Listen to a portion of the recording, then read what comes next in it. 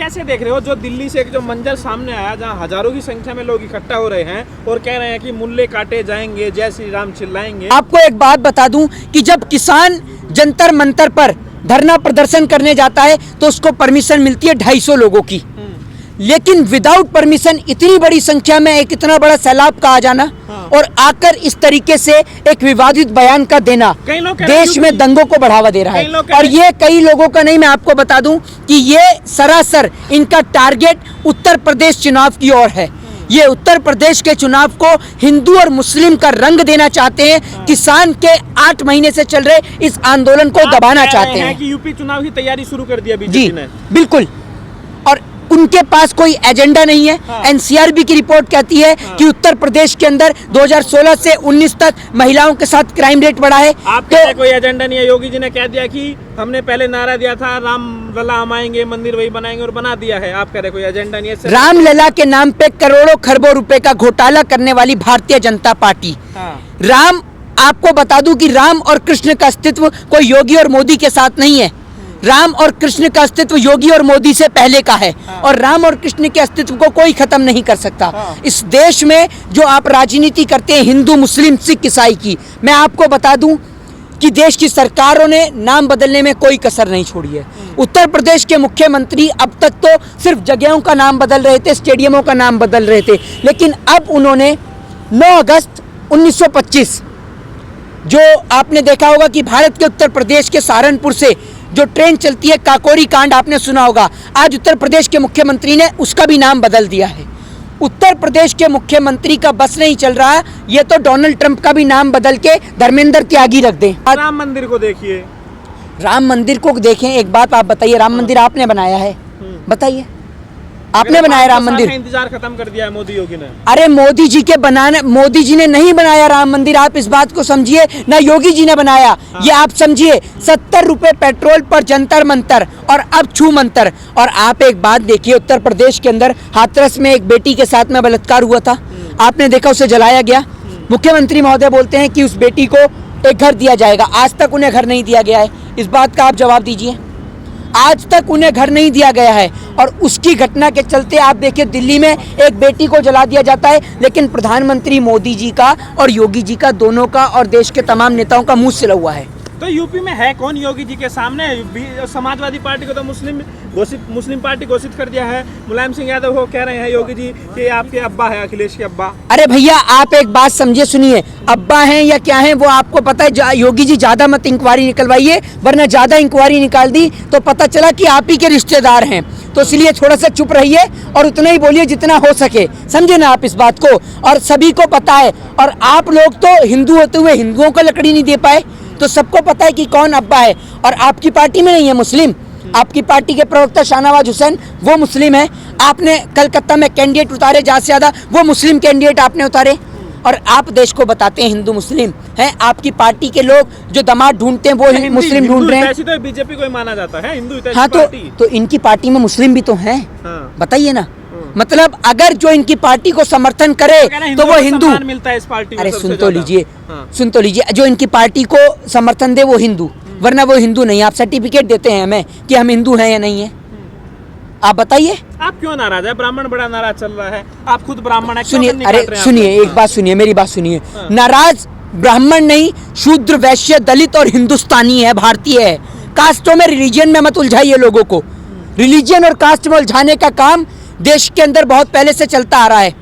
और आप बात करते हैं ना हिंदू मुस्लिम की, 1857 की विद्रोह क्रांति, ठीक है, किसने छेड़ी? मंगल पांडे ने। नेतृत्व किसने किया? बहादुर शाह जफर ने। टीम में कौन कौन था? महारानी लक्ष्मीबाई, नाना साहब और तमाम लोग। और आप फिर भी हिंदू मुस्लिम की बात करते हैं।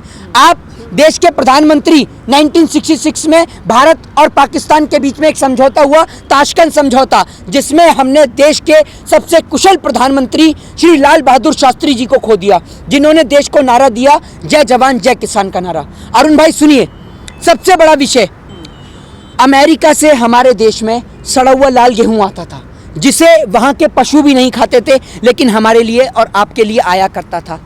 लाल बहादुर शास्त्री जी से अमेरिका की कंपनी ने कहा हम अनाज भेजना बंद कर देंगे, वरना आप विदेशी कंपनियों को यहाँ बसाने दीजिए। लाल बहादुर शास्त्री जी कड़े शब्दों में कहते हैं कि एक बार हम गलती कर चुके हैं, अब विदेशी कंपनियों को यहाँ पैर जमाने नहीं देंगे। तो उन्होंने कहा हम अनाज नहीं भेजेंगे। लाल बहादुर शास्त्री जी ने नारा दिया देश को, जय जवान जय किसान का नारा, कि भूखे मर जाएंगे लेकिन अमेरिका से गेहूं नहीं लेंगे। लेकिन आज किसान को सड़क पे बिठा दिया, दोबारा से वही नौबत ला दी। दूसरी बात सुनिए, देश के इतिहास को पढ़िए, सुनिए। लाल बहादुर शास्त्री जी की धोती फट जाती है एक बार, उनकी धर्मपत्नी उनसे कहती हैं कि शास्त्री जी नई धोती ले लीजिए। शास्त्री जी कहते हैं कि भारत और पाकिस्तान का युद्ध चल रहा है, मैं भी नई धोती नहीं खरीद सकता हूँ। तो शास्त्री जी कहते हैं अगर आप इसे सुई धागे से सिल दो तो बेहतर होगा।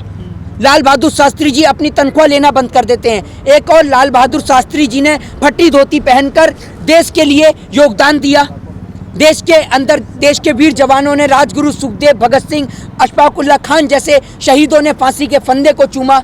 और एक और देश के प्रधानमंत्री हैं जिन्होंने 10 लाख का सूट पहन के देश की जनता को नंगा किया, देश के किसान को सड़क पर बैठाया, युवाओं का रोजगार छीना है। और अमित शाह जी आ गए हैं, चाणक्य माने जाते हैं, जहाँ जाते हैं वहीं चुनाव जीत जाते हैं। नड्डा साहब की ले लेते हैं, नड्डा साहब पे आ जाते हैं। नड्डा साहब अभी गए, आपने देखा उत्तर प्रदेश के अंदर एक जगह पे गए, वहां पर जब उनसे एक जो हमारे देश के जवान शहीद हुए हैं उनकी धर्मपत्नी उनसे मिलने के लिए आती हैं तो उन्हें पुलिस वाले पकड़ के हटा देते हैं। सुनिए नड्डा साहब का भी नहीं मिलते। नड्डा साहब इतने बड़े कलाकार हैं कि ईंट गिरती है, ईंट अंदर पा जाती है गाड़ी के अंदर, लेकिन शीशा नहीं फूटता गाड़ी का, लेकिन ईंट गाड़ी के अंदर मिल जाती है।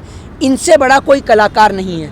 आपको एक बात बता दूं कि भाला फेंकने में एक बार को नीरज चोपड़ा होंगे, लेकिन लंबी लंबी फेंकने में नरेंद्र दामोदर दास मोदी जी के आगे कोई भी नहीं है। सारे के सारे फेल हैं। शेख चिल्ली भी इनके आगे फेल है।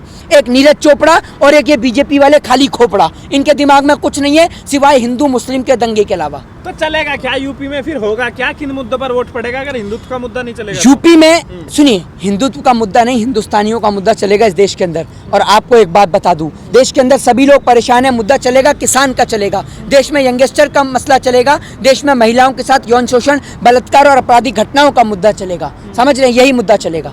मुट्ठी भर टिकैत के समर्थक है कि योगी जी कह रहे हैं हमारा कुछ नहीं बिगाड़ सकते आप लोग। अरे मुट्ठी भर तो आपके और आपके भाजपा के पत्रकार जैसे लोग हैं जो मुट्ठी भर हैं सिर्फ, और देश की जनता ये पता नहीं कि आप किसान का बक्कल उतार पाए नहीं, और आपकी औकात भी नहीं कि आप किसान का बक्कल उतारें। लेकिन 2022 में देश की जनता आपका यही गुरूर तोड़ेगी और अपने वोट के माध्यम से आपका और आपके तमाम नेताओं का बक्कल उतारने का काम इस देश की, उत्तर प्रदेश की जनता करेगी। उतार पाएंगे? साक्षी महाराज कह रहे हैं अगला नंबर अखिलेश यादव का है ठोको नीति में। साक्षी महाराज भूल गए जब अखिलेश जी के पास ही जाया करते थे?